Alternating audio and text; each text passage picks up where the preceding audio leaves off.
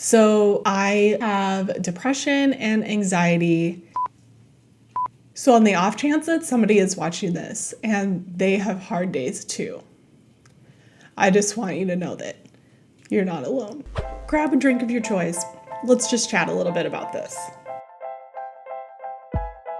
Tears and all, we're just showing up today. Hey there, welcome to Coffee Chat with Phoenix. This is episode number 3. So today I want to get into something kind of personal, so I'm just going to jump right into it. And I don't have anything planned for this, so it's going to be just sort of some unscripted, very personal sharing today. Here we go. I wanted to talk about being a piano teacher, being a business owner, as someone who has anxiety and depression, and particularly social anxiety. I feel like in social media and in such an isolated occupation where you're not really interacting with other people a lot outside of our screens, you kind of only see the good side of everybody. And so it feels kind of unnatural or kind of embarrassing to share the whole of who I am or like my struggles as well as my wins. It's really easy to talk about the success that I found. It's really easy to talk about the things I love about my job and about the decisions I've made and about my everyday life. And it's really difficult to turn on the camera when things aren't going perfectly and to share that side too. But I think that we do ourselves a disservice by only showing one side, because then we have all these people in isolation who think that they're the only ones who struggle with this or that. And that could be so far from the truth. So I would like to be very open in sharing my struggles as well as my successes. So that's where we're coming from today. So I do have depression and anxiety, and in general, I'm a really successful and productive person, and so a lot of times it doesn't show on the outside. Plus, I really do live like the ultimate introverted, isolated life. Everything I do is like in a work from home capacity. My piano studio where I teach my students is in my home, which by the way, we are decorated for October right now. So if you see some spookiness around, that's what's going on. And my other career endeavors are all like work by myself, work from home type things as well. As an introvert, honestly, I love it. And I love the freedom to work on what I want to work on when I want to work on it. So overall, I really enjoy everything I'm doing. But there are days that are very, very difficult. So I just wanted to talk about that just on the off chance that someone watches this and they just need to feel, and they just need to feel like there's someone else out there.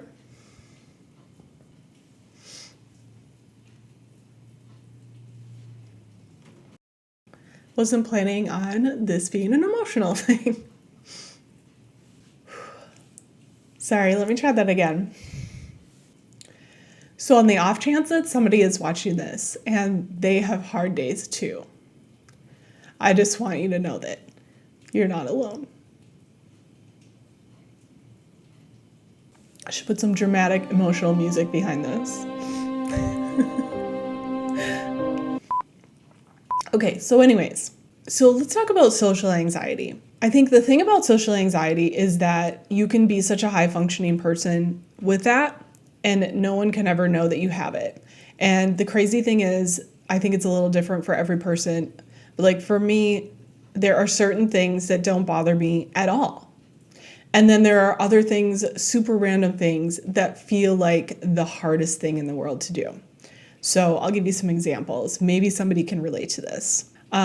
Performing piano pieces in front of people, speaking in front of people, not difficult for me at all.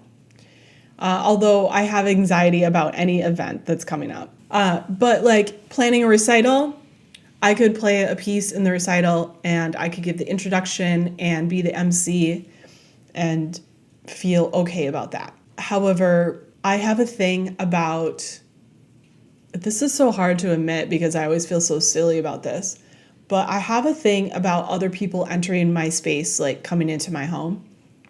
And I literally run a business out of my living room. So it makes no sense. But it's just, as a piano teacher, it's just something that I have had to overcome. And some days it's really hard. But I just have a thing about people showing up or coming into my house. I don't know. I could talk more about that, like childhood boundaries and whatnot, where that all comes from. But all in all, that is something that is very difficult for me. Meeting new people one-on-one is really, really hard. So although I'm really good at that sort of thing, like I'm a people person and I've always nailed every job interview I've ever had, whenever I'm meeting a new family or a new student, the anxiety. Oh, the anxiety. It doesn't matter how many times I've done it. I've been teaching piano lessons for 20 years. I don't even know how many new students or new families I've met. I mean, definitely in the 3 digits. And it still just gets me every time. Like, I can't sleep the night before. It's really random. And another thing is phone calls. I can't do phone calls. So as a business owner, that's kind of crazy, right? So I hate making phone calls. I hate receiving phone calls. I even hate checking my voicemail.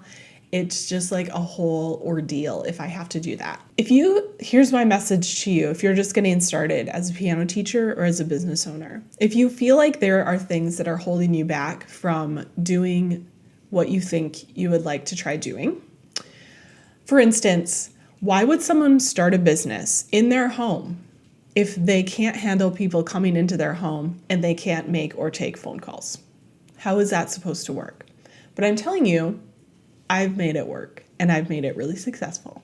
And part of that is overcoming like my own demons and healing and learning about, my mental issues and working with them. But the other part of that is I can make the business work for me on my terms because it's my business.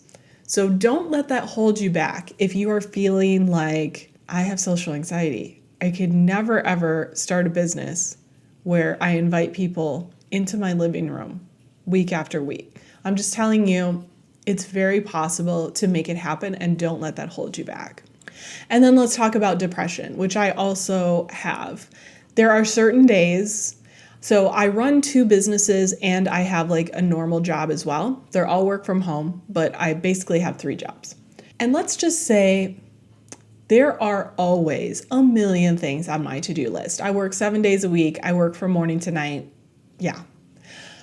So on those days when depression hits, it just catapults, because if I can't even get out of the bed to get myself a glass of water, if I can't like shower, or, if those small tasks feel overwhelmingly impossible, and if you struggle with depression or anxiety, you know exactly what I'm talking about.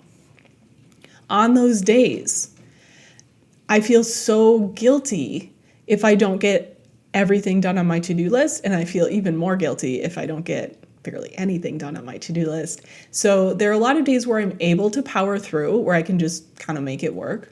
But there are days when I can't. And so then I don't do the things I need to do. Then I feel guilty about not doing the things I need to do. Then I have anxiety about the guilt about not doing the things that I need to do. And then that's all in one big bubble of depression. And then it really sort of somersaults, snowballs. There's the verb I'm looking for. Not somersaults, snowballs into this big thing. And then sometimes it takes days, weeks, or months to really get over it. So there's this whole journey of healing, of like learning when depression or anxiety is coming and how to give myself space to deal with that, how to stop working when I need to so that things don't get too bad. So it's just kind of like this learning process. And I mean, I'm 40 years old and I'm still learning about myself and about how to heal, how to work through this, and all of that. So I just wanted to be really open and honest about that so that you guys know that there's another side of me and my business that is not so happy and not so pretty sometimes. but it's all a part of me, and it's a part of me that I would be happy to share and start a conversation about with anyone who's interested or who is going through the same thing. Okay, so let's not end on that note. Let's talk about, so it is October in Wisconsin right now. I live in Milwaukee, Wisconsin in the US.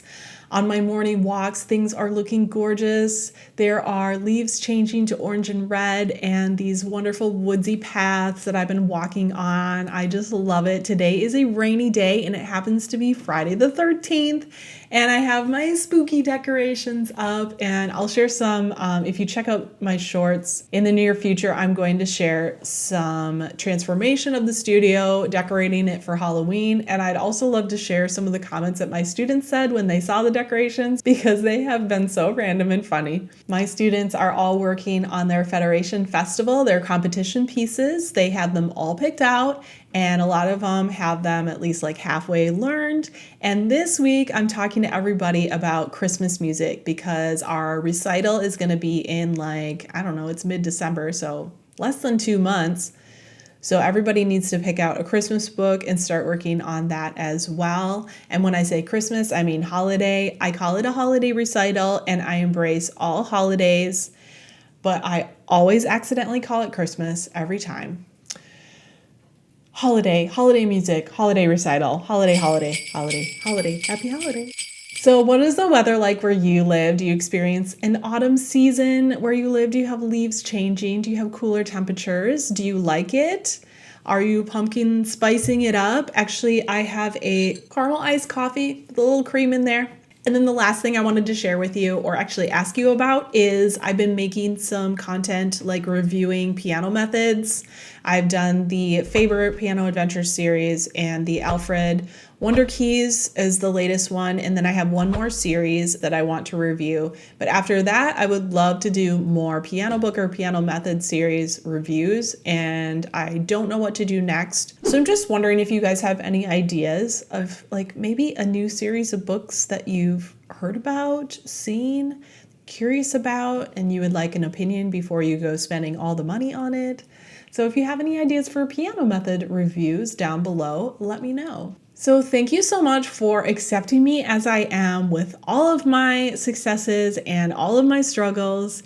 And I hope that we can build a community of pianopreneurs, piano teachers, business owners, where we are real and authentic, where we don't let ourselves fall into this isolation, but we share where we're at and basically help each other grow and get through it. So thank you for being my community. All of your comments on my videos lately have been so encouraging, and it really warms my heart. So if you have liked a video, if you have subscribed to me, if you have commented on anything, thank you. I love you.